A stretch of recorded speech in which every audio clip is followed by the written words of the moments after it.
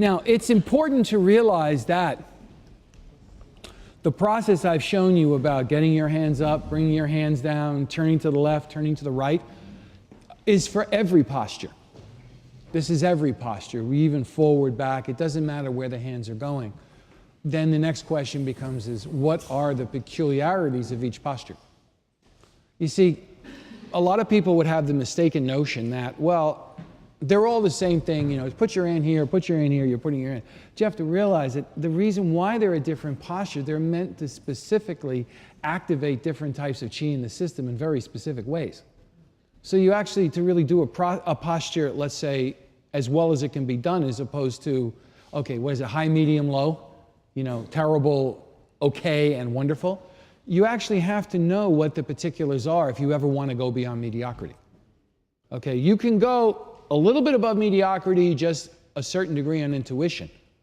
But past that, not really, because it's also how they function. And this is the same thing as, you know, all computer language is 0, 1. Well, you know, there's a lot of ways you can string 0 and 1s together. And as you string them together, you end up with different types of programs. Okay, so this is, I just want to make this simple point. Now, the next one. Let us try and make a very simple thing about most of these postures in terms of martial arts, since some of you have that, and leaving the medical side of it alone for a minute. You look that you have the yang side of your body, okay? And the yang side of your body is normally harder. You want to know how to remember where the yang side of your body and inside of your body is? It's really simple. Slap your forearm. Slap it. You'll live. Did that hurt very much? Turn your hand over, slap the inside. Did that hurt more? Did that hurt more? You better believe it. Okay, great. Slap the back of your neck. Slap your face. Your face is yin. It's softer. Okay, slap the middle of your back. Slap it. Slap your belly. See which hurts more. The belly will from the skin. It's the same thing. Slap the outside of your leg. Now slap the inside of your leg. See which hurts more. Okay, now you got the yin and yang surfaces of the body. It's pretty easy. If you can't remember, look in a book, but honestly, you don't have to. Just slap it and slap the opposite side. You'll know which one is which. Okay, if it hurts more, it's yin. If it hurts less, it's yang. Now, the nature in all these type of things is that the nature of the yin meridians of your body is that they absorb qi, they nourish. If a problem is that the body has not enough nourish, it's not storing enough, then your emphasis must be on the inside of your body. If the emphasis is that your body can't push out enough and things are becoming stagnant by being stuck, then that's about the outside of your body. These are just giant things, okay? This is not a medical diagnosis, but this is the big, big, big giant stuff that all the tiny details are ultimately going to revolve around. If something absorbs, okay? This is absorbing into your lower abdomen, it's absorbing into your legs. If something absorbs, then it naturally releases, sooner or later. And if you have that in martial arts, the more you can absorb in here, boom, the more that comes out. It is not always true that the more you can project, the more you can absorb. Can you all hear me? That you can go out doesn't mean you can go in. As a matter of fact, you know the classic way of really describing heavy-duty stress? Everything goes out, nothing comes in. Then watch the person snap after a while, they dry out. Okay? So now if you have something where the outer yang surfaces of your body are facing outward, you see this? If that's facing outward, it's also the fact that from the inside of your arm, it's pulling in. So when you have the sense of being like this, it's not just this, no. It's that this is causing, the stronger this goes out, the more it's causing a feeling of something coming into you. However, when you're like this and you have the yin, but that's the yang, this is the yang surface of your body. This is the yin surface of your body, okay? When you have the yin surface of your body going down, okay, well, that does not necessarily mean you're having absorption. It does not necessarily mean that. What it very often means is it's causing the yang, to some degree, to push out. So that causes a pushing out, and the way that pushing out should go in the end is out the crown of your head. And that's why the down of the hand balances the up of the hand. But now we go to another thing. So again, we're into these 45 positions or 90 positions, depending upon the specific posture. You have something going outward. Here is the next one that's quite important. See this one here? What is the reverse of this? And it may be done here, okay? It actually is even, there's postures where it's done like this. But can you see this here? Look. What's facing out? What's facing out? What's facing out? What's facing out? Yin. What's facing out? Yin. What's facing out? Yin. Okay? So there always has to be the balance because your body is always, your hands, everything in you is always going one way and any other. That's what it does.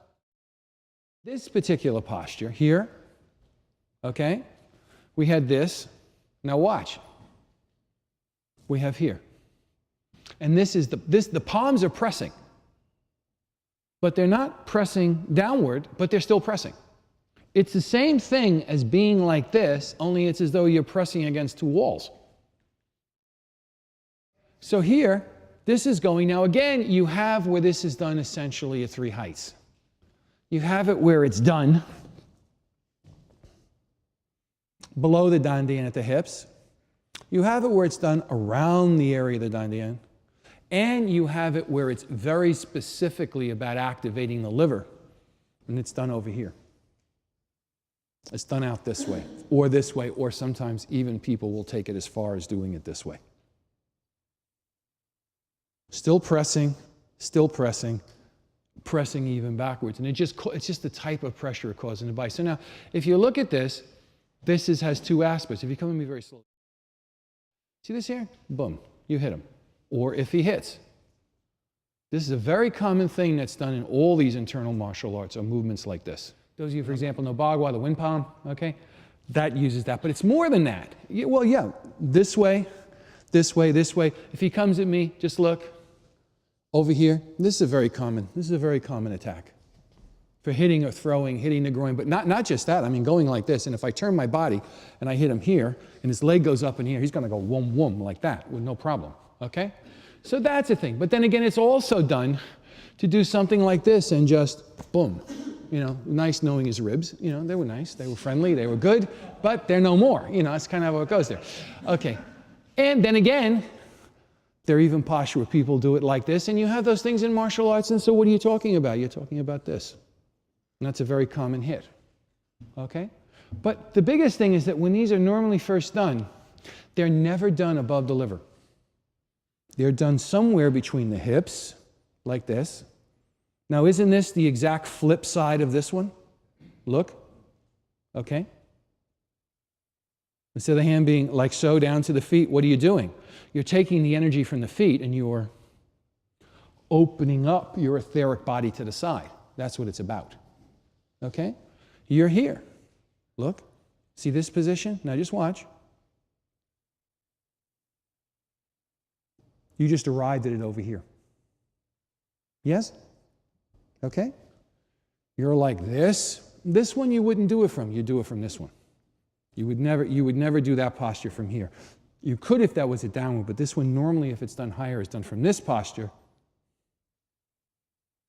And that opens up the system. And when you do, you open up from the core of the body, you completely open up out to the left and the right from the extremities. How are we doing? Yes or no? So this is the next posture. Next posture is here. We're starting off like this. If your hands are going to come up, let them start to come up to whatever height. If you want to be to here, then go to here. Okay, you want it to be up to here, go to here, then go to here. You want it to be up higher, come up to here, and then go out to here. Your choice. Okay? One thing is that if you do the higher one, okay, if you do anywhere from, let's say, the middle of the belly up, you should have a feeling of your lungs spreading to the side. Okay? You should have the feeling as though the actual tissue of the lungs is spreading. Yes, ma'am? How far do you rotate the arms? Now that, in all these things, in any of these postures, here, how far do you rotate the arms? I mean, do you just go to here? Do you go to here? That ultimately becomes this question.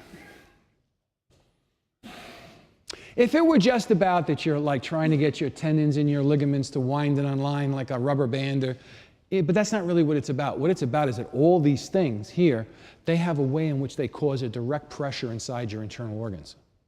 And how far you're ultimately going to go is to where that turning inside your internal organs is very full, because when you turn just a little bit more, you dislink from your internal organs. It's like you were getting your organs and then all of a sudden it just goes loose and you're not getting them anymore. So you have it linked into your internal organs, but if you go too far, then you're moving your hand, but there's no longer a linkage. So how far you turn is purely a question of how much your organs open up. And it's the chi that's actually moving between your organs is what the essential issue is about. As the circulation between your organs gets stronger, the hands can twist because it's the internal organs that are giving it the energy to be able to twist. It's not that you're just twisting your arms, because then that's different. Then you're in the martial art games. Do you understand? But if you're talking about the sum totality of it, it should never be that your arms are really getting your guts to open up. It's your guts should be getting your arms to open up. Okay? How are we doing? Yes, no? Up you go.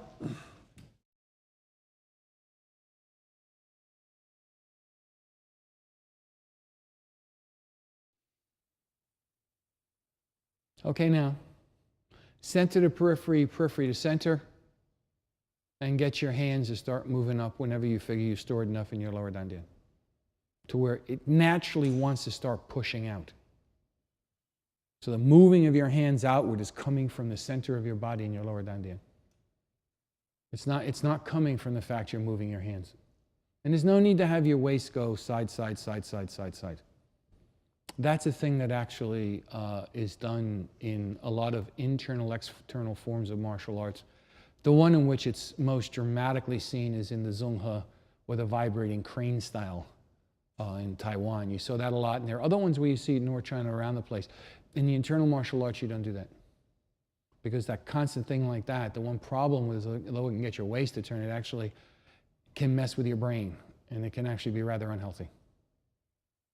One place in Taiwan, for example, where they specialize in that. As a matter of fact, a lot of people do Tai Chi in Taiwan that are supposed to have been the very powerful Tai Chi. A lot of where their stuff was really coming was from that form of white crane. There's 6 forms of white crane. Zhong He is one of them. And a lot of them, the people in that village are, shall we say, half crazy. As a matter of fact, a lot of them I would even cut out to half. It's because you can't shake the brain with that much vibrating. See, this starts this way, but then the question is when it starts vibrating in your brain. It's not good for you. Okay. Now get it up to here now. Okay, now, let's take it the next step. Again, going out, let's get your hands to the side. And remember, they're pushing out to the side. Your palms are pushing out to the side. To the side. No, not down, the side, as in that way and that way, left, right. Now, what you will usually find is that when you start doing this, your shoulders really start getting jammed up, but it's got to come out of your guts through your armpits. So let your hands going out to the side. Make sure that there's a sense of a flow through your armpits before your hands go out. If you have the sense of the flow just coming out your hands, but not from your guts through your armpits to your hand, there is a great tendency for everything to get jammed up in the shoulders of the neck. Then your chi, instead of circulating, gets stuck. Or as the Chinese would say, not tong.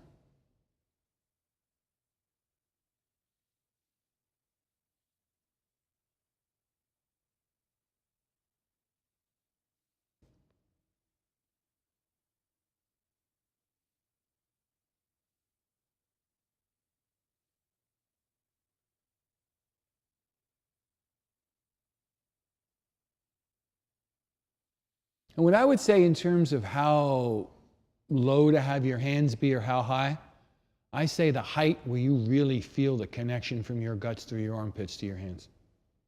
Let that be your guide. Don't try and get it that you should exactly be this height or that height. Lots of people do more, well, at this height, you know, you can hit this way, you can hit that. I got to tell you, once you get this thing open up, you can every way you want to hit. It's more about which one gives you that strongest connection to your internal organs. Because that's ultimately where the power is going to flow out of. Because if your internal organs, it is the circulating of chi between them that ultimately has to be regulated by your lower dantian. And your dantian cannot regulate what is non-smoothly occurring. A way you could put it is you want to do this posture in a way it does not cause spasms inside your internal organs. Just these sudden surges.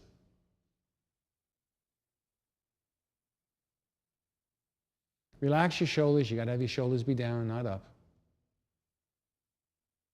This posture will really start lengthening the trapezius muscles, and it'll start really opening up the joints in the shoulder. But the most important trick is it has to be that it's coming from your internal organs. This is not a posture that is primarily about developing the spine. It's one that's about developing the organs.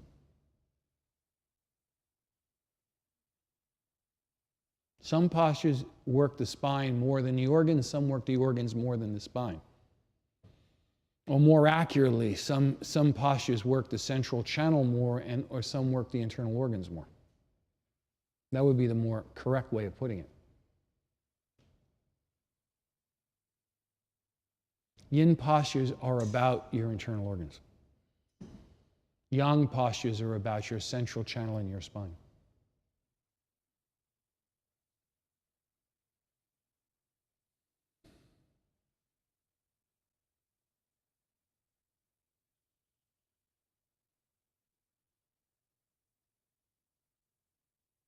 So now again, go through everything. Get to a position, hold it, and keep going from center to periphery, letting your chi sink, and all the other points that we made earlier. And when something inside your body releases, you can let your hands go out further. But when your hands go out further, it's important that as it goes out further, it's linked to your internal organs, and you can feel your arms actually causing a stretching or a movement inside your internal organs. And that's important. Okay, let your hands come back now.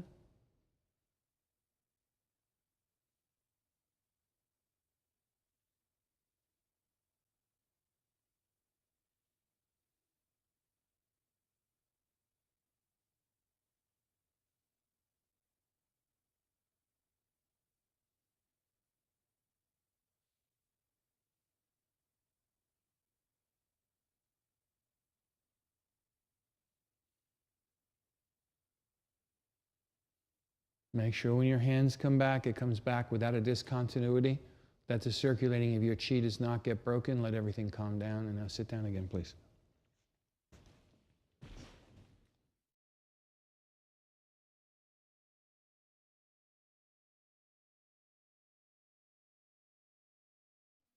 But I want to do this for a second because you all need to rest for a minute. But before I do this, I want to mention one thing. Look, there's a difference between today and the old days. In the old days, if you wanted to learn from a teacher, you went and lived near where he lived. And you saw him most days of the week. But the difference would have been that you would have been given one or two pieces, right? And then you would have been practicing on your own. You'd been practicing in front of your teacher. And every week, 2 weeks, whenever they said something, and it looked as though you were beginning to do it, not before. Okay? I mean, if they said to do this, and it took you 5 years before you did this, then you didn't hear another comment from them until that 5 years had passed. Then again, if you could do it in 2 days, on the third day they tell you something. So it was up to you, it wasn't up to them. The phrase is, the teacher takes you into the gate, the success comes from your practice. Okay? And they never felt any responsibility to your learning it or not. Their responsibility was to show you where the gate was and how to go through it. But you had to do your part, otherwise, you know what to say. Okay? We have all these great universities, but I don't know how much they do someone who doesn't actually attend it and do the work. You know? Nice name, nice paper, but not much for real. So this would go on, and whether it was, every other day or was once every couple of weeks they told you to do something, and sometimes they'd see you at a critical juncture, and in that class or in that thing, or they just walk over you as they were correcting, and they might talk to you for 5 minutes and maybe tell you 20 things. Because they saw you were just at the point the diamond could be You know the way you break it, you cut a diamond, you have to just get the point and go pop, and it goes. Well, they would see that and they would do it. But then again, then you had to work those 20 things out. And you had to then, when you reached that stage of the game, it had to be that not only did you begin working those 20 things out, but the next 20 things that were implicit in it, you started doing those without anybody telling you. Then they told you what happened next. Or as the phrase goes, I show you two, you do three, I show you another two, and it kept going like that.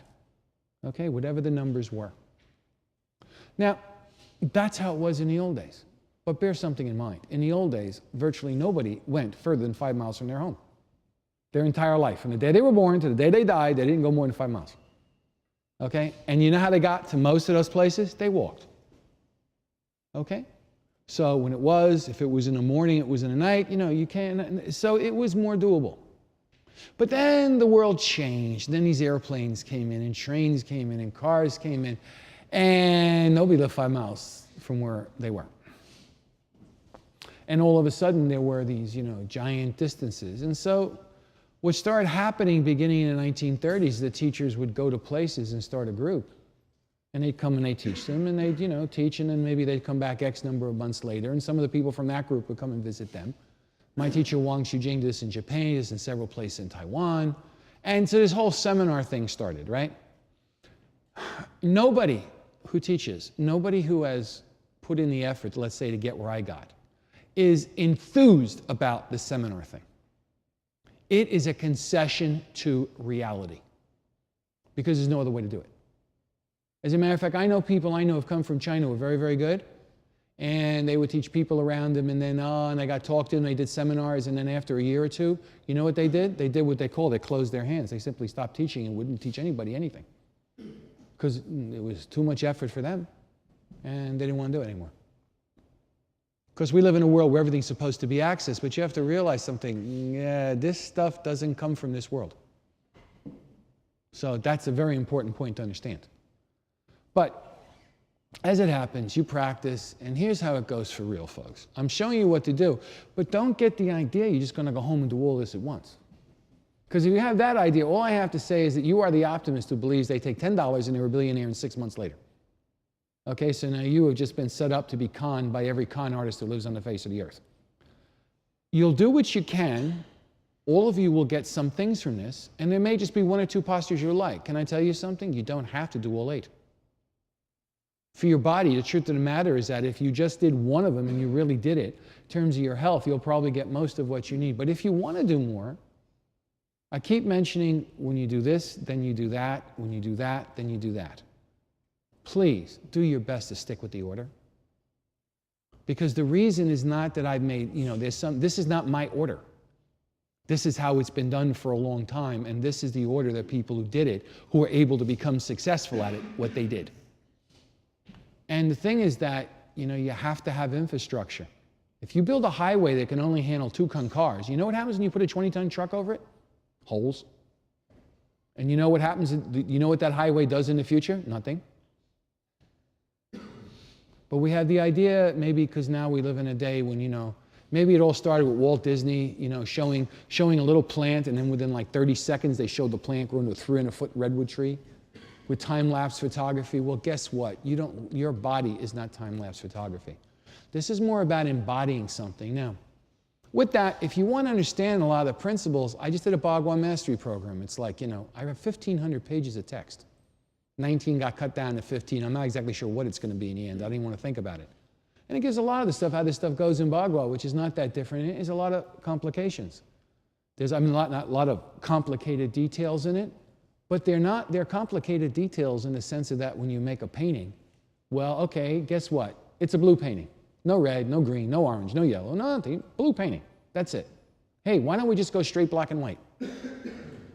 So as these things that have the ability to do it, there's a thing about the order in which they come in. Now here's what I really and truly say to you.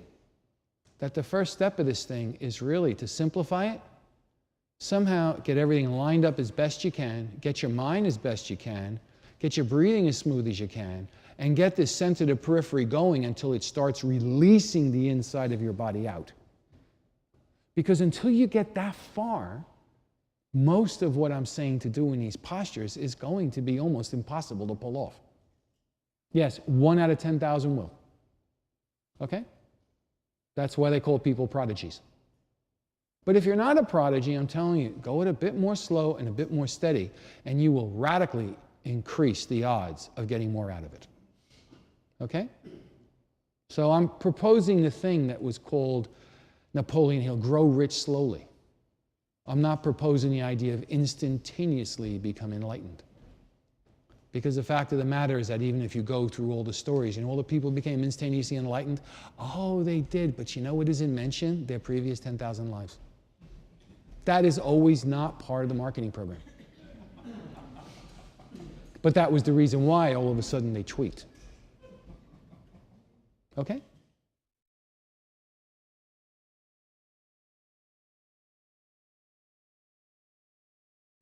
This posture strongly develops the projecting energy of the eyes.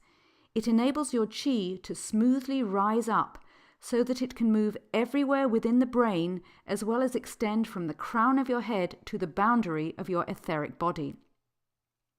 This posture can be done in 2 ways, with palms facing the body or with them facing outwards.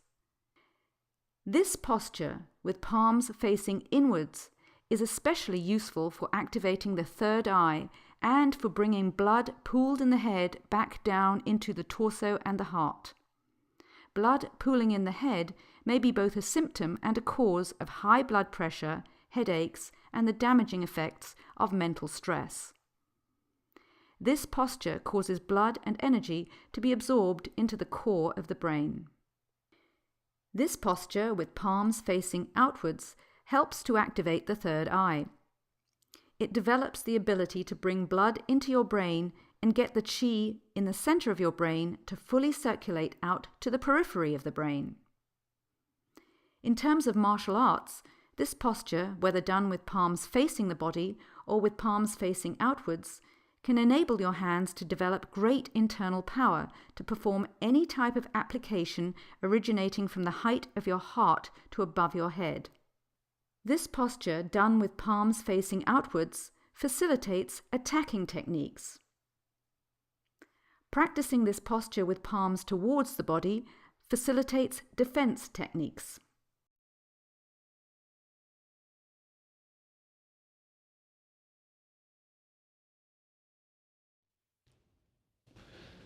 The next one is that it has to be a posture that's high, and it's about raising the energy, especially into the brain. This posture here is about, this posture raises energy, but it also really, I said, expands your field in all directions. This one up here, once you get up here, whether your hand is this way or this way, this is the more classic one. The reason why is that this posture makes it easier to activate the brain, the third eye. Okay? This one can do it, but it's a little bit harder, and this one is much more, this posture with the back of the hand is much more about opening the entire brain, where this posture is much more about opening the center of core of the brain. Okay, so those are 2 very big distinctions that are made. But long story short, you can just do it by feel. Which one makes more sense to you? And as your hand starts rising and you start going, here now, generally the way this posture is done, unless you go from here to here, okay, and in which case you just, again, go back and you just keep on getting your rings to go up.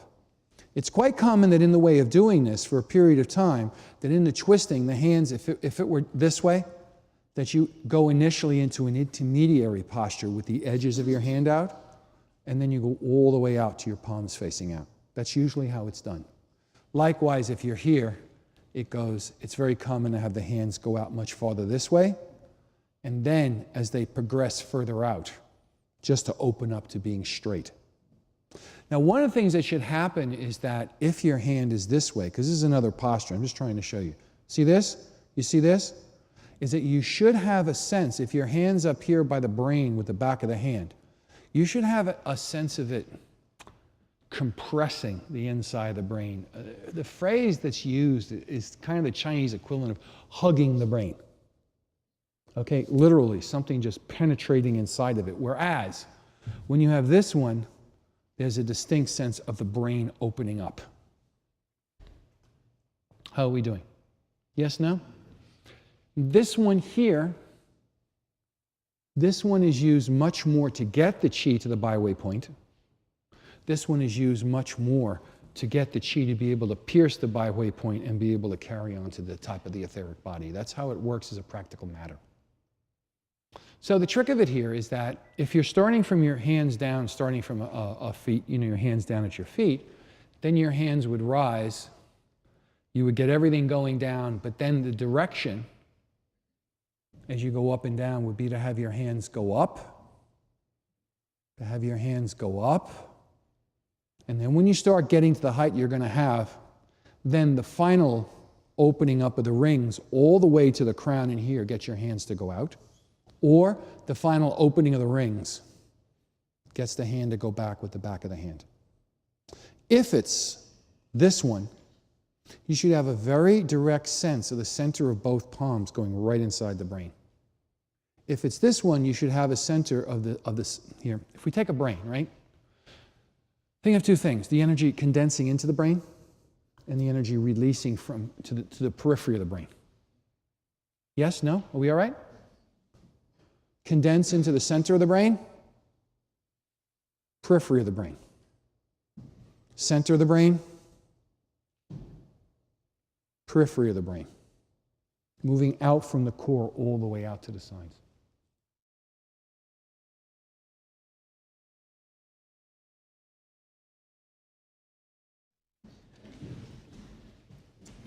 Developing the etheric field, developing what's inside of you. The strength of your etheric field ultimately is derived from what's inside your flesh, the channels inside your flesh, the health of your physical body, right? And to a certain degree, you also could even say the health of your emotional and mental body. It's very much about what is smoothly circulating inside your bag of flesh. When you open up the field out to your etheric body and out here, that's about the beginning of really hypercharging your system. But if you hypercharge a system that is not balanced to begin with, you can end up in real problems. A person can go crazy. For example, someone who is insecure. I'm just going to take really gross exaggeration. Person is really, really insecure. Do you know what a lot of people like that do? They really hit the methamphetamines or hit the cocaine, because then they can start feeling really great. And you know something? Those people fall apart a hell of a lot faster than the egomaniacs who take that stuff. Because egomaniacs are used to being egomaniacs. And a little bit more, somehow they've learned to adjust to it. But the person who's kind of weak inside, they don't. And they usually get destroyed by it fairly quickly. So you don't really want to push your system. It's much more important to have an even flow inside of you. And the thing is that the martial arts, for example, the Shaolin, Tai Chi, where they really put their legs wide, they're doing it to open up their etheric body so they can do better Fa Jing. Now, the cost of that, and that I will fully agree, can make it easier to do Fa Jing a little bit stronger. Whether you need it quite that strong is a very debatable point. Okay? As I said, a 38 will kill you just as dead as a 45. They both have large enough grain bullets to do the job. But there is this sense that it just makes you, as your field gets bigger, this kind of like, it has a very nasty habit of increasing human dysfunctionality and making a person start moving into the God complex realm. I'm telling you, this is so famous in China, it's ridiculous. Okay, so when your feet are within this range where they're inside your left and the right channels, that is primarily about circulating energy within inside your system. Now you start putting your feet more out here, and you start opening up that field. Yes, that enables you to go outside, but the question is going so far outside draining what's inside of you? Is it overstraining what's inside of you? Keep in mind, it's what's inside of you that's keeping you sane and healthy. Okay? So you can get power for a while, or you can at least have the perceived sense of power for a while, but you could be drying the inside of yourself out.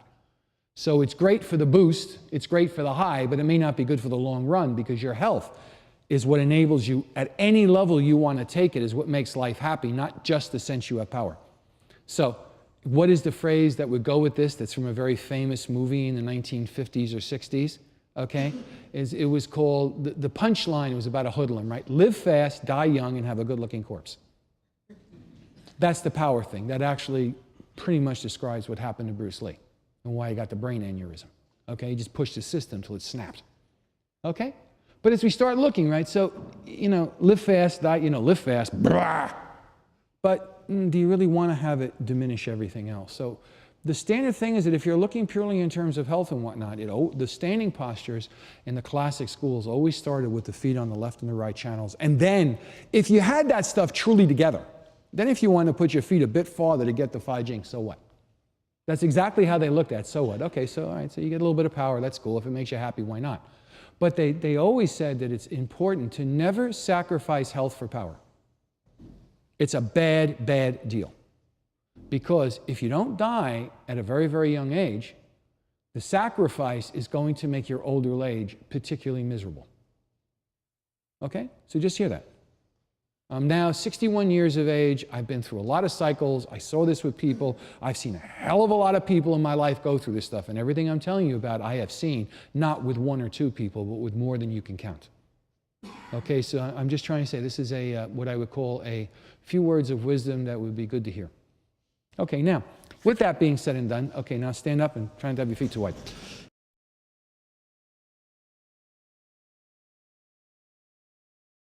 In this posture, the downward pressing palms may be at any height ranging from your diaphragm to slightly above your shoulders. In terms of martial arts, this posture develops powerful downward pressing energy in the hands. In Tai Chi, this is called push downward, or An in Chinese. This posture also enables the arms to have a great deal of internal power in any position from the front to the sides of the body.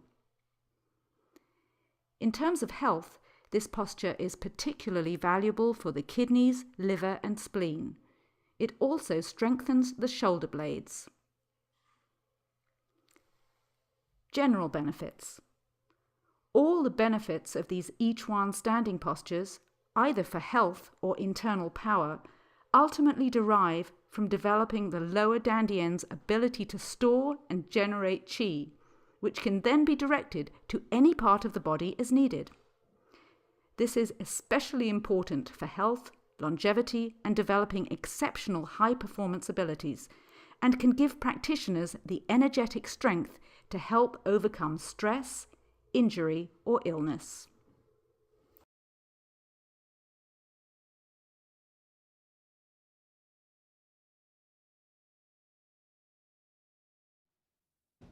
Okay, so first, get the qi to go from your lower dandian down to your feet.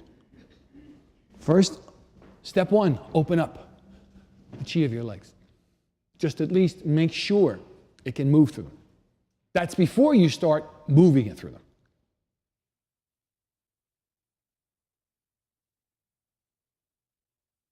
Okay, now center to periphery, periphery to center, and let your hands start rising up.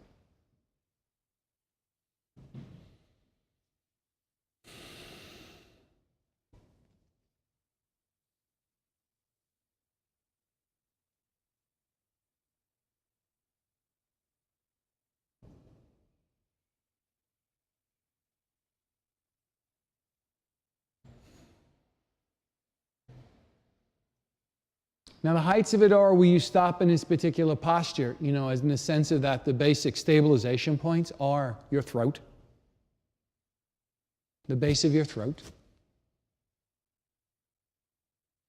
where your tongue touches the roof of your mouth, your third eye between your eyebrows, the middle of your forehead, not the middle, I don't know how to describe this. If you take the crown of your head and you go down about 8 fingers, okay, it's about there. I'm not exactly sure what you would call that in English. Then the crown of your head, and then above your head. And when your hand starts going above your head, the point is to fully connect the end of your etheric body above your head to the crown of your head. And that's where you go through those stages.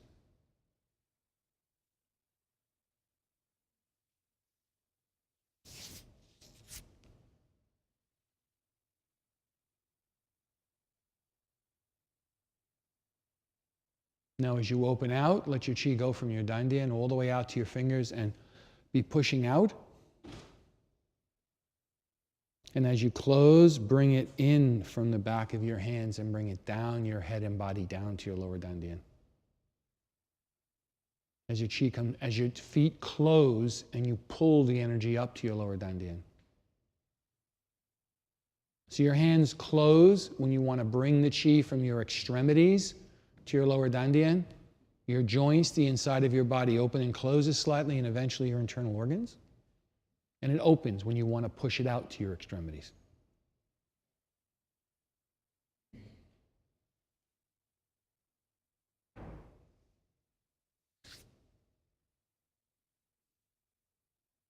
Now, when in general that you have your hands at the height of your upper dantian, it is very important that your other two dantians, beside the middle of your brain, that the center of your body and your heart along your central channel in your lower dantian, that they completely open up. You start opening up and seeking a sense of complete ease. Because the lack of ease in any of the other two centers can cause the energy inside your brain to get stuck a bit. And you don't want that.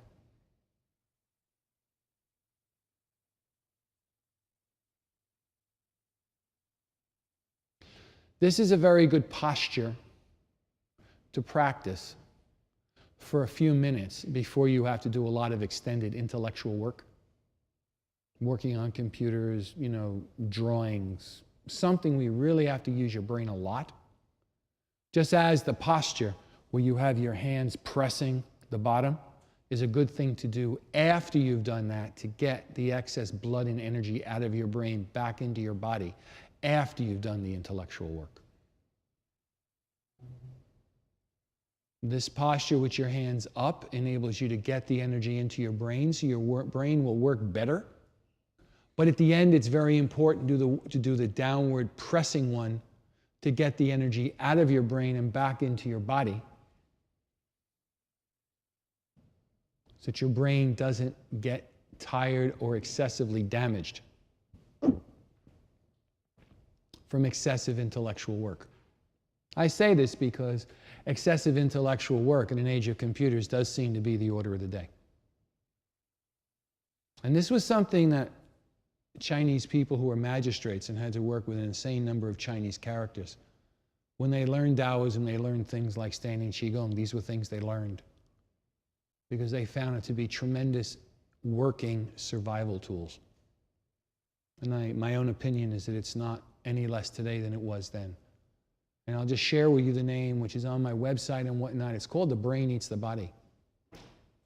When the energy cannot go in and out of your brain smoothly, the brain, to maintain its functioning, will simply start pulling energy from your internal organs. And that's not good. Okay, now let your hands come down. Again, remember, you're pulling everything in. Stop at each point you need on the way down to stabilize.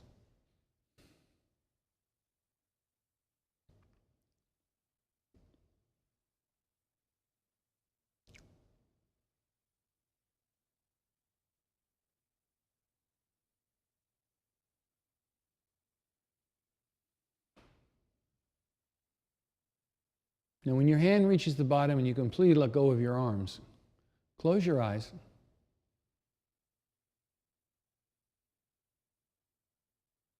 And just let all the qi from your extremities, all that you can get, let it come into your lower dantian.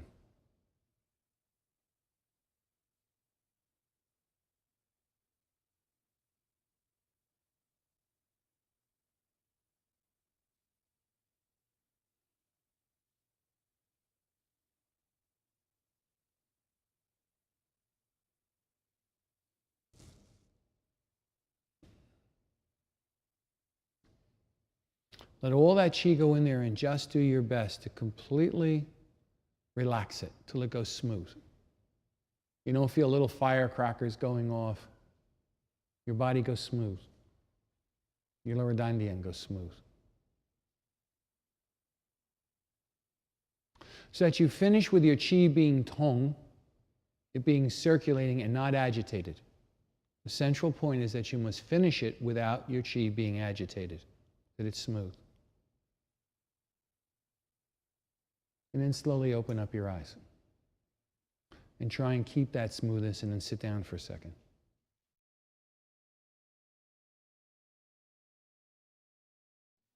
Now, there are multiple levels of how you store chi at the end when you finish standing. Just as there are multiple levels of how it's done in Tai Chi and how it's done in Bagua and Xingyi and Taoist meditation. And how you store energy at the very end depends upon how far you've been taking it before you have to store it. What I gave you was the first and the most simple way in which it's done. In the Bagua Mastery Program, I took the single palm change of Bagua, especially in trying to show where it was, because it's got two radically different traditions. It has the original Taoist tradition, which was about Qi and meditation, and had the martial art tradition, which used what was from that and took it in the realm of martial arts.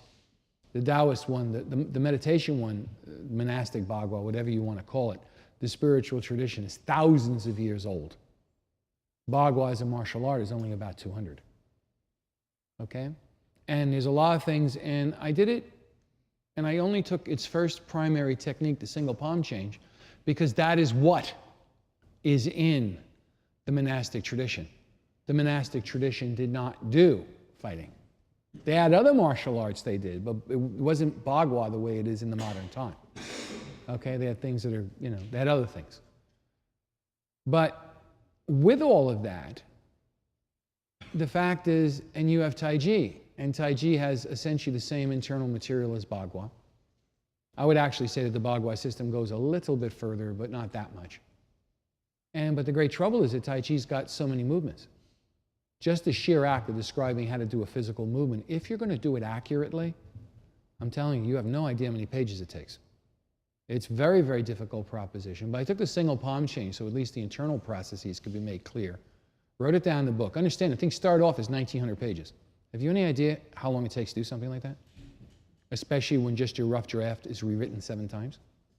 Okay, it's clear. You can all see I'm very precise. I'm a precision freak. I'm a due diligence freak. I've always been that way in anything I've done. If I'm not diligent about something, I usually don't really care if I do it or not, and I usually ignore it. That's just how I am. But if I care about something, that's different. Then I get into it, as they say.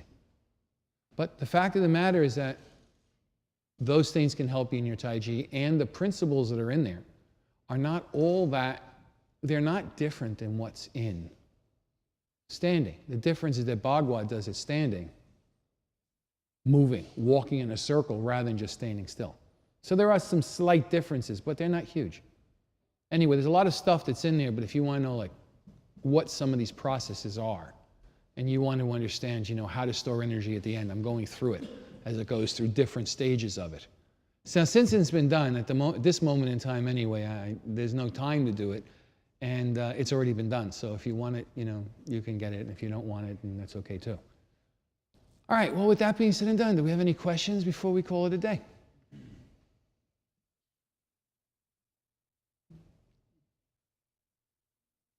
Well, with that being said, it was lovely having you.